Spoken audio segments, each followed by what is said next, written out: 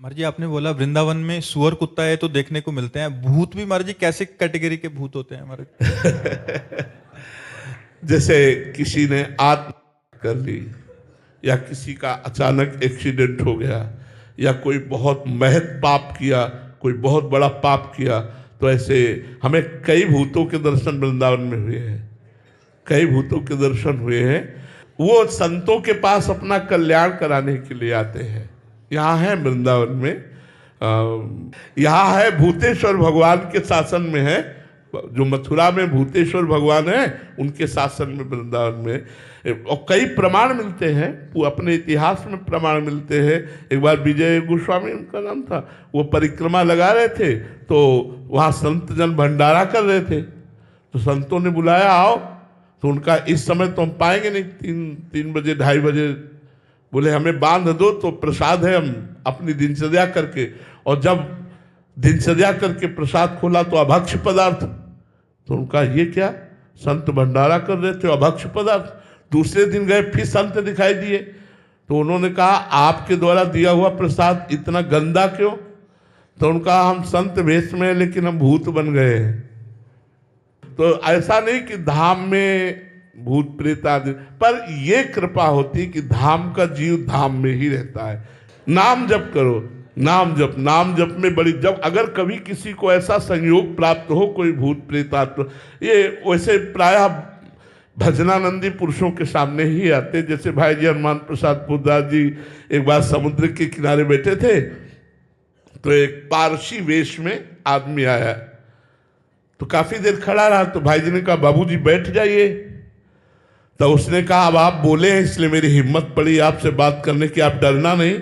तो भाई जी ने कहा आप, हम क्यों डरेंगे भाई, आपसे क्यों डरेंगे? बोले मैं मनुष्य नहीं हूँ, मैं भूत हूँ। तो एक बार तो भाई जी को लगा कि भूत, तब उन्होंने कहा आप इतने सुंदर पोशाक में, बोले भूतों की भी कोटियां होती हैं, और उन्होंने बताया कि मेरा उद्धार आपके द्वारा हो जाएगा, आप कृपा करें, ऐसा ऐसा विधान करें। तो संतों के पास ऐसे, तो ये जरूरी नहीं कि आप वृंदावन भाग के आ जाओ तो यहाँ तुम्हारी, हाँ भजन करो, जहां भी रहो धर्म से चलो, शराब मत पियो, मांस मत खाओ, पराई बहन बेटी की तरफ गंदी दृष्टि मत रखो, धर्म से धन कमाओ, घूसखोरी मत करो, नाम जप करो, देख लो तुम्हारा मंगल हो जाएगा, तुम्हारा कल्याण हो जाएगा, तुम सुख शांति को प्राप्त हो जाओगे। यही हमारी सबसे प्रार्थना। महाराज जी आप पूर्व में भी महाराज जी शमशान आदि में भी रहे हैं, तो भूतों से पहले भी नाता रहा है? हाँ, वो तो भूतेश्वर की उपासना ही नहीं भगवान शंकर की। तो हमें एक भूत से लोग डरते, पंचभूतों से बना शरीर है इसलिए देख रहे, एक भूत से डरते हो कि नहीं, और पंचभूतों से बना, क्या कहा जाता है शरीर को, पंचभूतों से बना है ना यार। भूत से क्या, वो तो एक, हम तो 5 भूतों से बने शरीर में रह रहे, जब इससे डर नहीं लग रहा तो उससे क्या डर लग रहा है। खूब नाम जप करो, भगवान के आश्रित रहो। महाराज जी एक बार और, भूत दिखते कैसे हैं महाराज? उनकी एक एक क्षण में रूप आकृति बदलती रहती है।